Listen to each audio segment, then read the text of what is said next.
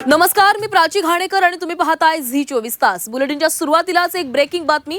जिल्हा परिषद निवडणुकांना 15 दिवसांची मुदतवाढ मिळालेली आहे। झेडपी निवडणुकांना 15 फेब्रुवारीपर्यंत मुदतवाढ देण्यात आलेली आहे। निवडणूक आयोगाची ही विनंती आता कोर्टाकडून मान्य करण्यात आली आहे। तर निवडणूक आयोगानं या निवडणुकांसाठी मुदतवाढ मिळावी यासाठी सुप्रीम कोर्टामध्ये याचिका दाखल केलेली होती, अर्ज दिलेला होता आणि या संदर्भात सुनावणी पार पडली आणि आता सुप्रीम कोर्टानं निवडणूक आयोगाला दिलासा दिलेला आहे।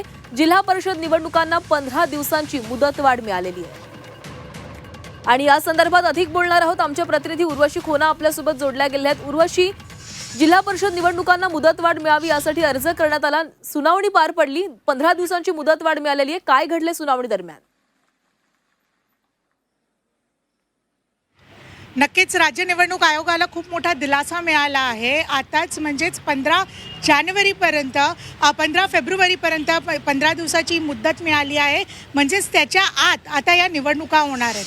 पंचायत समिती ज्या आहेत, बाकीच्या ज्या पंचायत समिती आहेत, मात्र ते आणि त्यांच्यावरती जी सुनावणी आहे ती 21 तारखेला होणार आहे। म्हणजेच खूप मोठा दिलासा हे सांगितलं जात आहे। 125 पंचायत समिती आणि बरोबरच जे बाकीच्या ज्या जिल्हा परिषद आहेत त्यांची मात्र आता जी निवडणुका आहेत ते 15 तारखेच्या आत होणार आहेत।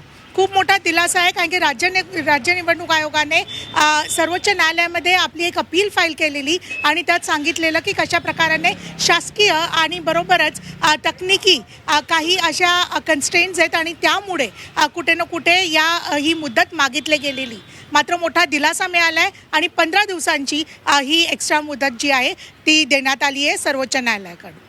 नक्कीच उर्वशी, तर 31 जानेवारीपर्यंत खरं तर या सगळ्या निवडणुका घेण्याचे सर्वोच्च न्यायालयाचे आदेश होते, मात्र आता यावर मुदतवाढ मिळालेली आहे। 15 फेब्रुवारीपर्यंत जिल्हा परिषदेच्या निवडणुका घ्याव्या लागणार आहेत। धन्यवाद दिलेल्या माहितीसाठी।